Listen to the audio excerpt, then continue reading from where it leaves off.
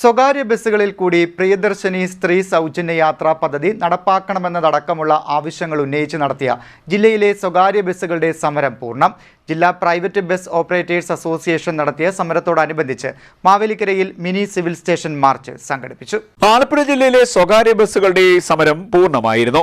സ്വകാര്യ ബസ്സുകളിൽ കൂടി പ്രിയദർശിനി സ്ത്രീ സൗജന്യ യാത്രാ പദ്ധതി നടപ്പാക്കുക, ഡീസലിന്റെ നികുതി ഒഴിവാക്കി റേഷൻ സംവിധാനത്തിൽ ഡീസൽ നൽകുക, വിദ്യാർത്ഥികളുടെ യാത്രാ സൗജന്യം 50% സ്വകാര്യ ബസ്സുകൾ കിലോമീറ്റർ അടിസ്ഥാനത്തിൽ വാടകയ്ക്ക് ഏറ്റെടുക്കുക, സ്വകാര്യ ബസ് മേഖലയെ സംരക്ഷിക്കുക തുടങ്ങി നിരവധി ആവശ്യങ്ങൾ ഉന്നയിച്ചായിരുന്നു ആലപ്പുഴ ജില്ലാ പ്രൈവറ്റ് ബസ് ഓപ്പറേറ്റേഴ്സ് അസോസിയേഷൻ ജില്ലയിൽ പണിമുടക്ക് സമരം നടത്തിയത്. സമരം എല്ലായിടത്തും പൂർണ്ണമായിരുന്നുവെന്ന് ജില്ലാ പ്രസിഡന്റ് പാലമുറ്റത്ത് വിജയകുമാർ പറഞ്ഞു.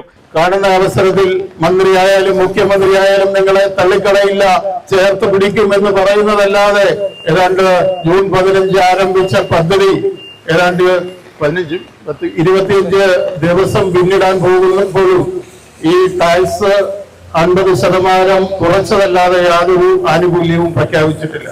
50% ടാക്സ് കുറച്ചത് ഇവിടെ സൂചിപ്പിച്ചു. ഒരു വലിയ കാര്യം തന്നെയാണ്. ഏതാണ്ട് 135 മുതൽ 150 രൂപ പ്രതിദിനം ഒരു ബസ്സിന് ലാഭം കിട്ടുന്ന പദ്ധതിയാണ്. ഒരു സർക്കാർ മുൻകാലങ്ങളിൽ ചെയ്യാത്ത ഒരു കാര്യമാണ് 50% ഒറ്റയടിക്ക് ടാക്സ് കുറച്ചത്. കഴിഞ്ഞ LDF സർക്കാർ 2 തവണ 10% വീതം കുറച്ചിരുന്നു എന്നുള്ളത് മറന്നുകൊണ്ടല്ല സൂചിപ്പിക്കും. പക്ഷേ 2000, 3000, 4000 രൂപ പ്രതിദിനം വരുമാനത്തിൽ സമരത്തോടനുബന്ധിച്ച് മാവേലിക്കരയിൽ നൂറുകണക്കിന് തൊഴിലാളികളും ബസ് ഉടമകളും പങ്കെടുത്ത മിനി സിവിൽ സ്റ്റേഷൻ മാർച്ച് നടത്തി. തുടർന്ന് നടന്ന ധർണ MS അരുൺകുമാർ MLA ഉദ്ഘാടനം ചെയ്തു. KSRTCക്ക് പൊതുഗതാഗത മേഖലയിൽ ചെറിയ പങ്ക് മാത്രമേ നിർവഹിക്കാൻ കഴിയുന്നുള്ളൂ എന്നും മുഖ്യ പങ്ക് നിർവഹിക്കുന്നത് സ്വകാര്യ ബസ്സുകളാണെന്നും ഈ മേഖലയെ സംരക്ഷിക്കണമെന്നും MLA പറഞ്ഞു. ഈ സമരത്തിന്റെ ഭാഗമായി ഇവിടെ നിൽക്കുമ്പോൾ ചില ആളുകൾക്ക് സംശയം ഉണ്ടാകും, പ്രിയദർശിനി സമരത്തിനെതിരായിട്ടാണോ? അങ്ങനല്ല. പ്രിയദർശിനി യാത്രയുമായി ബന്ധപ്പെട്ടുള്ള പ്രശ്നങ്ങൾ എതിരായിട്ടല്ല. സ്വാഭാവികമായിട്ടും അത്തരം സൗജന്യം നടത്തുമ്പോൾ അതെല്ലാ മേഖലയിലേക്കും എത്താൻ കഴിയുന്ന സാഹചര്യം ഉണ്ടാകണം.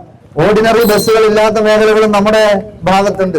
അവിടെ ഏറ്റവും കൂടുതൽ സഹായമായി മാറിയിട്ടുള്ളത് ഒരുപക്ഷെ പ്രൈവറ്റ് ബസിന്റെ പ്രവർത്തനങ്ങളാണ് എന്നുള്ളതിൽ യാതൊരു സംശയവുമില്ല എന്ന് അഭിമാനത്തോടെ ഈ അവസരത്തിൽ പറയാൻ കഴിയും. അപ്പൊ അങ്ങനെ ഒരു സാഹചര്യം ഉണ്ടാകുമ്പോൾ ഈ സൗജന്യ യാത്ര കേരളത്തിലെ എല്ലാ സ്ത്രീകൾക്കും അനുഭവിക്കാൻ കഴിയുന്ന നിലയിലേക്ക് വിപുലപ്പെടുത്താൻ കഴിയുന്ന സാഹചര്യമാണ് ഉണ്ടാകേണ്ടത്.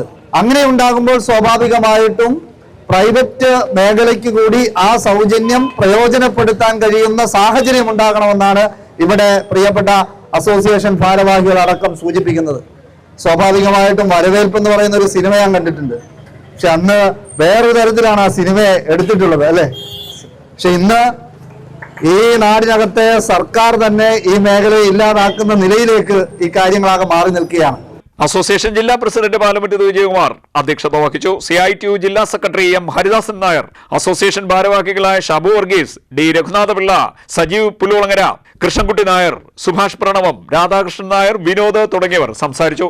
CDNet news Mavelikkara.